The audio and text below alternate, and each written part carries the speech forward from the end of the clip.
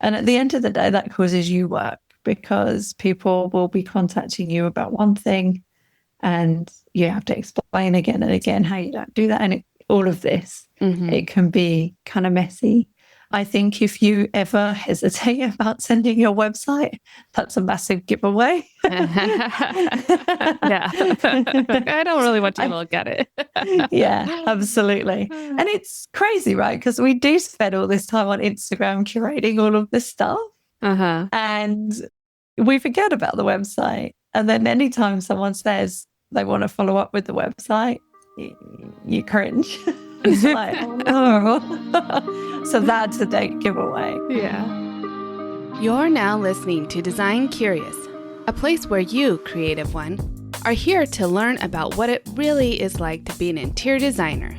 And I'm your host and mentor, Rebecca Ward. If you're worried about how to succeed in a creative career, if you're ready to learn your next steps to become an interior designer, and if you want the satisfaction of doing something you love every day, you are in the right place. Grab a coffee, a notebook, and let's dig into today's episode. Hello, and welcome to episode 174 of Design Curious Podcast. Today on the podcast, we have website designer Elle Kwan. She works with interior designers whose work deserves the spotlight, but whose websites are whispering when they should be commanding the room. She creates elevated, magnetic brands that open doors to bigger budgets, magazine spreads, and the kind of dream clients who say, "Here are the keys, go make magic." Don't we all want that? So I really enjoyed the conversation today with Elle, and I think you will too. So let's get into it. Hi, Elle. Welcome to Design Curious Podcast. It's great to have you here today. Oh my gosh, thank you so much for having me. I'm so excited to be here with you. Yeah, we were just chatting about how you are actually in Hong Kong and you are in tomorrow for me. So I know. You're in the future. Visiting from the future. Yeah. Well, why don't you tell us your origin story about how you started doing websites and copywriter for interior designers, and maybe even why you are in Hong Kong? Right.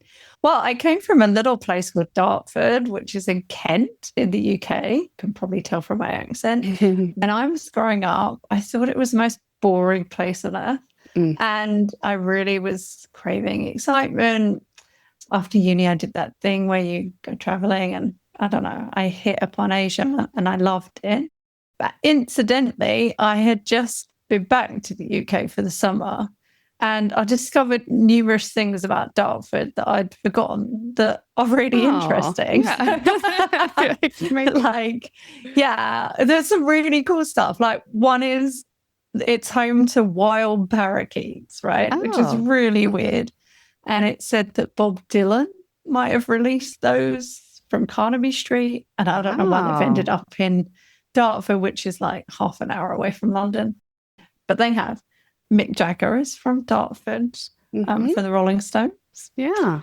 Henry VIII has a house there, except he had to give it up to one of his wives that he divorced. So there's loads of history there. There's loads of cool stuff. So yeah. So anyway, but Hong Kong is very exciting. Yeah. And we moved here almost 20 years ago. You know, we came for 2 years just to see how it would be, and it's been fantastic. It felt like home as soon as I stepped off the plane. Oh, that's and and I was more of a journalist writer then. I worked for magazines. Hong Kong is very into luxury and design, and they love their labels.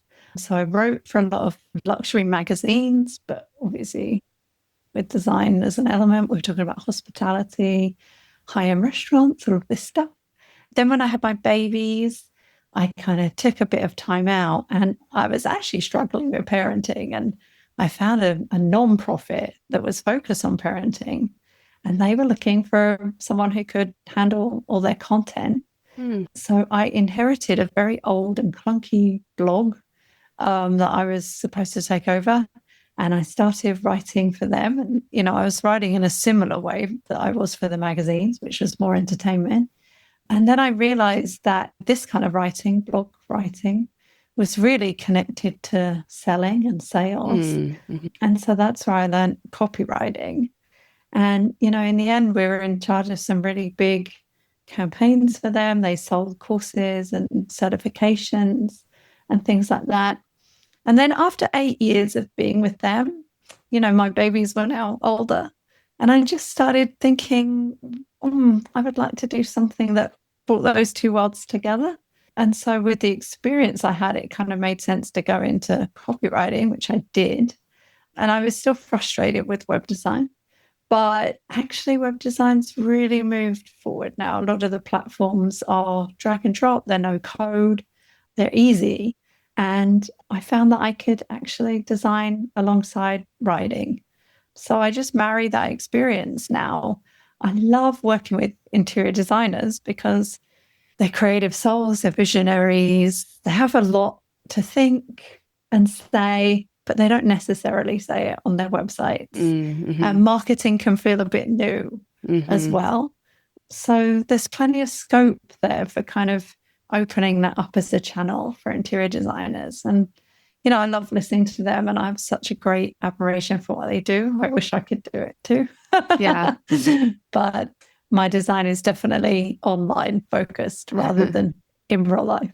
Yeah. Still creative outlet, but yeah. I love it. Yeah. I definitely lose myself in the flow of it. I do love it. And I'm introverted, so I love hunkering in front of my computer. So Nice. Yeah. So how do you find your clients, your design clients? Did they start out being local or have you just been online internationally or? Yeah, definitely internationally. Contacts that I had through the magazines back in the day. It's an interesting community here because it's new as a field for kind of residential properties and it can be quite closed as well. And then obviously there's lots of the big corporate groups. So that's kind of a whole different arena. And the designers I love working for are ones who have been in business for a while and they want to move beyond the referral circle, or they're frustrated with referrals not being as steady as they like and they need another avenue. And mostly they set up their website and then they feel like it's embarrassing for them. It doesn't reflect the level of their work. So they're the ones I ultimately like to help, and they are all over the world. And I'm well placed, right? It's great. The time difference for the UK is great. America, I can work while you guys are sleeping. Australia is just a few hours. So yeah. Wow. Okay. So let's talk about interior designers' websites then. So how should they be working for them? What should be on the website? Yeah. So I think really what we've seen is this evolvement from initially websites being a portfolio piece or an extension of the portfolio. And still we see a lot of websites where you click on and it is just the pictures that scroll through and very little else. Sometimes that's all there can be. And I just think it's missing an opportunity because if you think about people who are interested in hiring interior designers and the kind of publications that they are looking at, if we think, I don't know, like Elle Decor or something, you have the images, people fall in love with the images, but the story is just as important as well. We'd love to hear about what was used and why it was used and why it was chosen, because generally that's outside of your field of expertise. And there's almost some romance in there as well. So that's really handy to have on a website.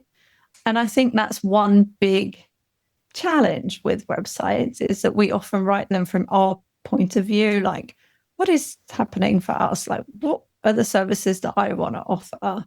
How do I work? Whereas if you think about it, when you go onto a website, you are really looking at what's in it for you. What do I get from this experience? Do I like this designer? Do I resonate with them above any other designer who I'm checking out? And so the website is a fantastic opportunity to really build that connection.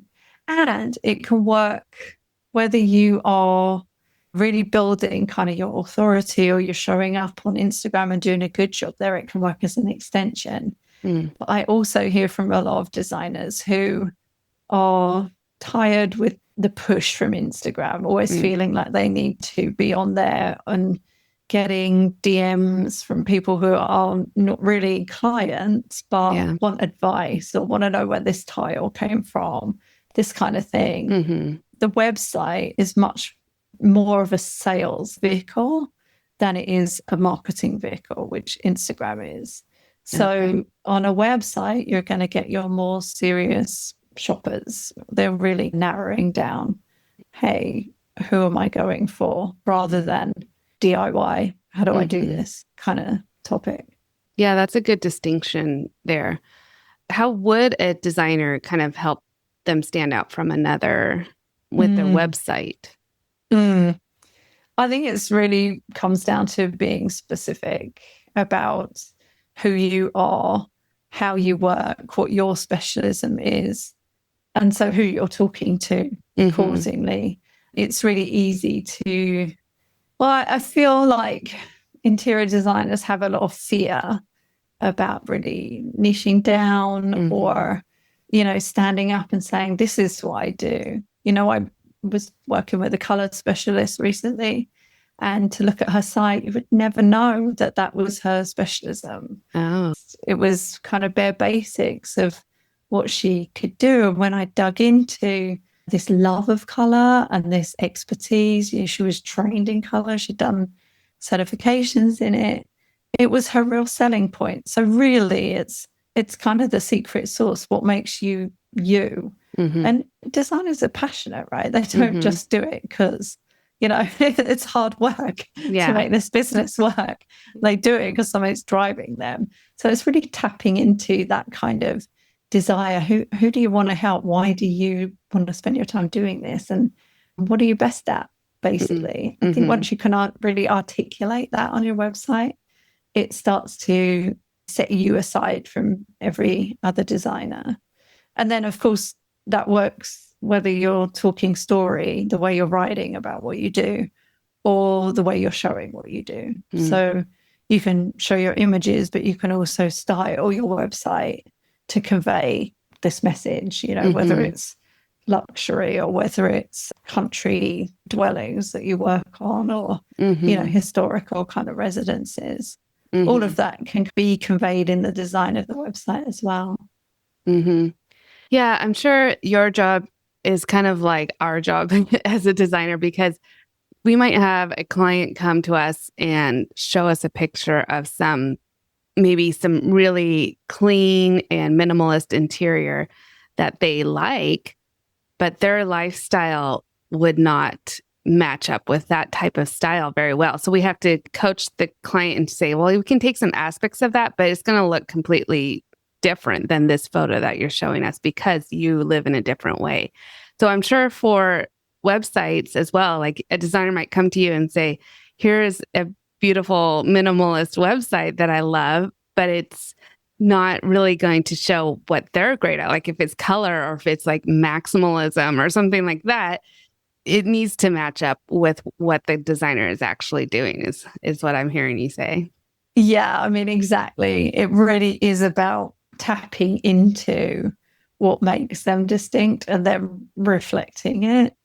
It can be scary. That's why it's good to work with people on it, because you can pull all of this stuff out. When you're just working on that by yourself in your own mind, it can be difficult to classify, but also a bit scary because you're making a decision about who you're not choosing to work with as much as you are who you are choosing to work with.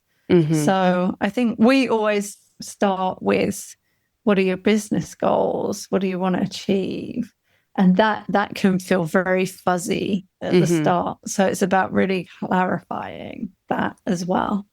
Okay. So you work with the designer to kind of help refine their message of what they bring to the table. Yeah. We have some fun times as well. Like people say it's like fun therapy. Like I have people laugh and I have people cry and I have people have lightning bolts. Yeah. So, and that's the part I love. And that's the Yeah. bit that feels, you know, back to my journalism days when I was interviewing people. It's really kind of bringing these stories out. I love that Oh, part yeah, that would be because, really helpful, your journalistic background, to just find the story within what the words that they're saying. Yeah.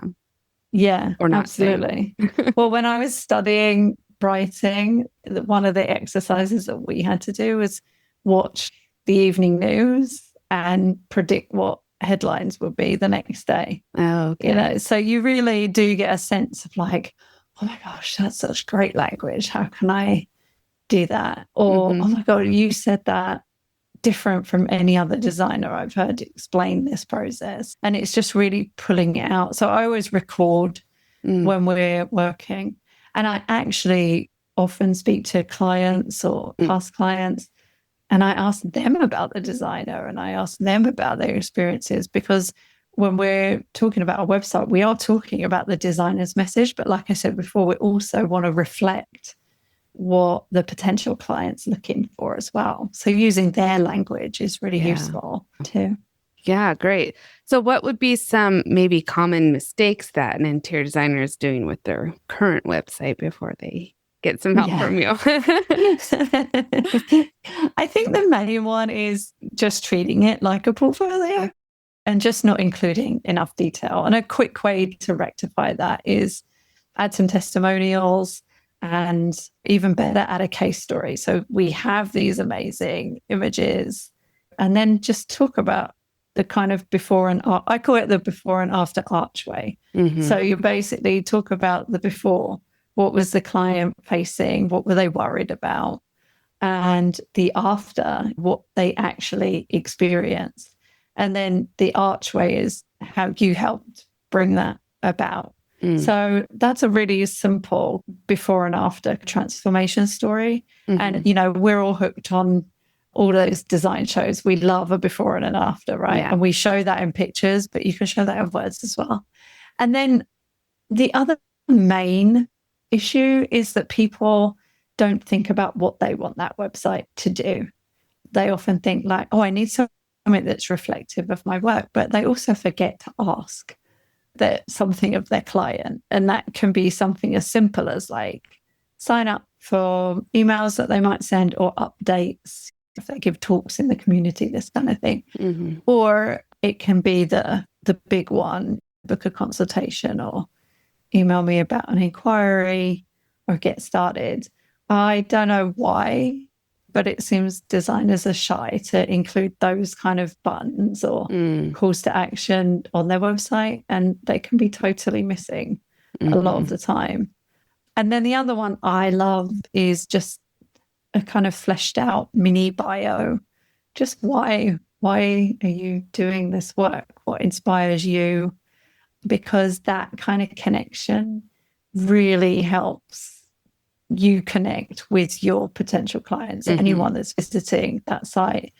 That doesn't have to be potential clients. It could be editors. It could be other people who know people, but they want to look at the site and know who you are a little bit, not just your work.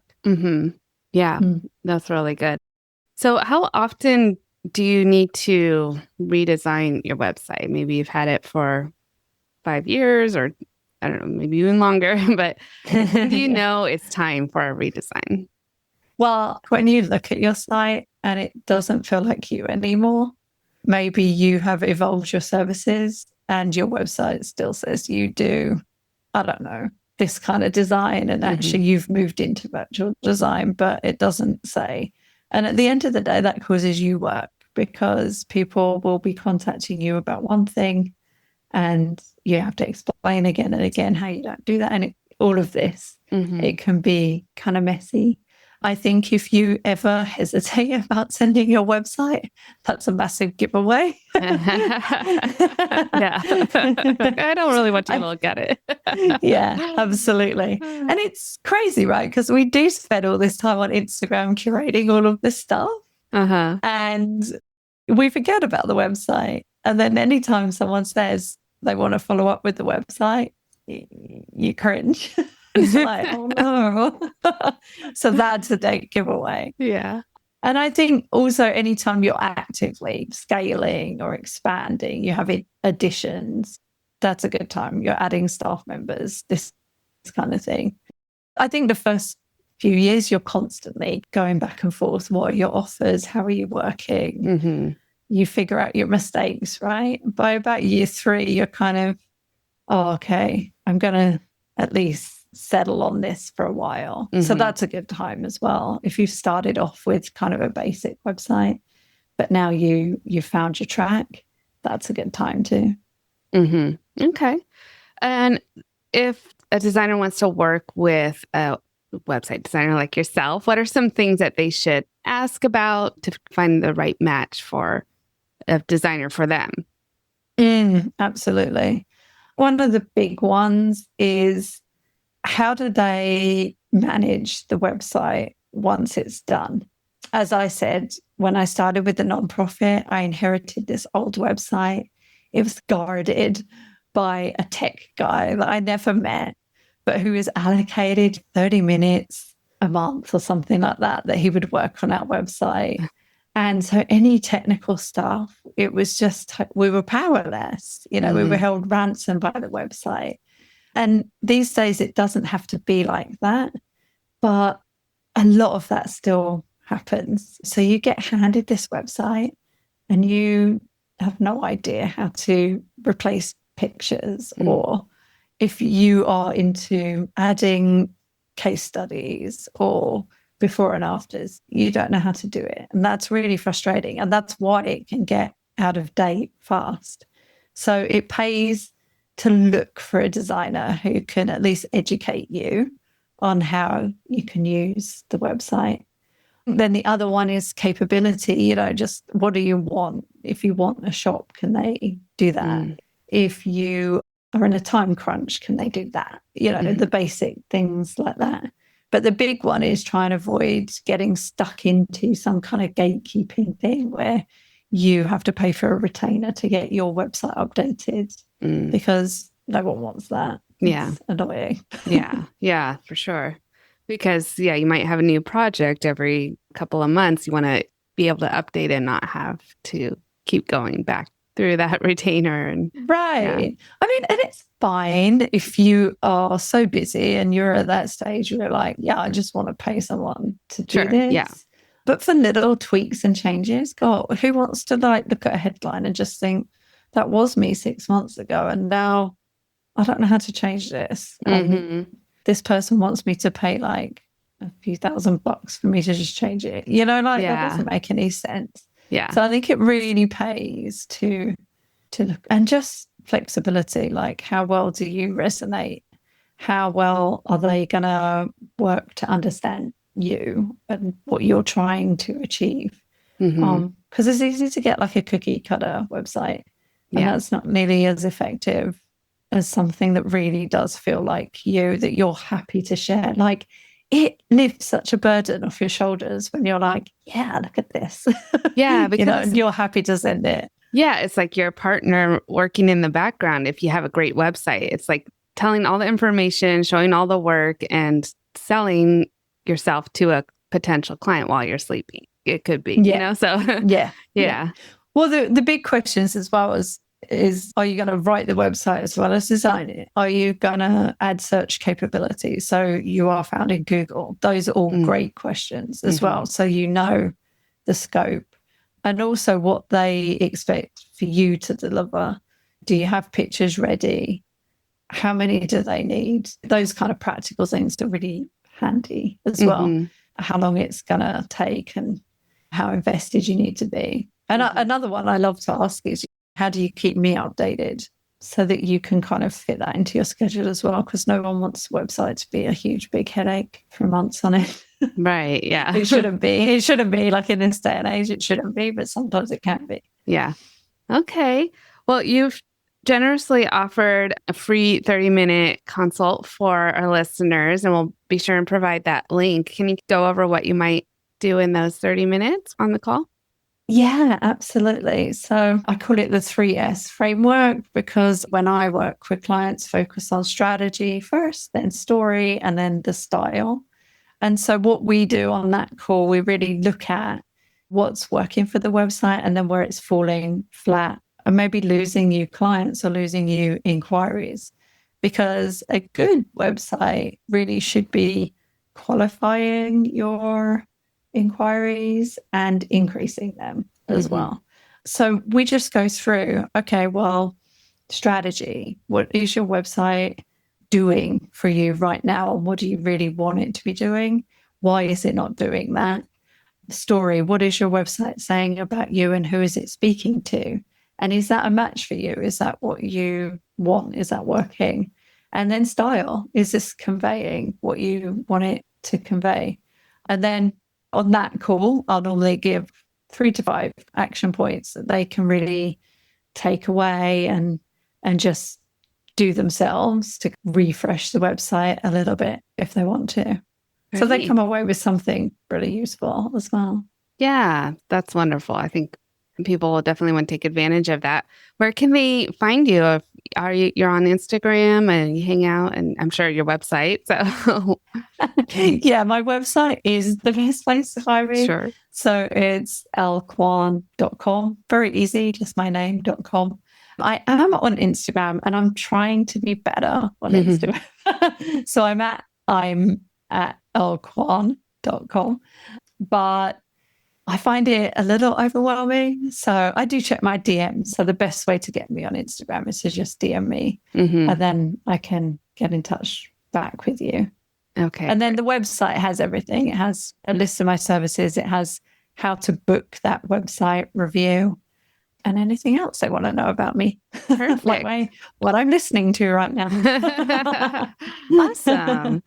Okay, well, we'll put those links in the show notes. Make sure everybody can find you. Thank you, Elle, for coming on and sharing all of your insight about website, which is such an important tool for designers to have and use it well. So thank you for sharing today.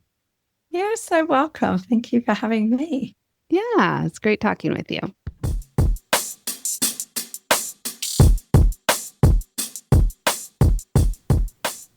All right, so we have Elle's contact information in the show notes because I know you're going to want to reach out to her, get your website all spoofed up and ready for your ideal client.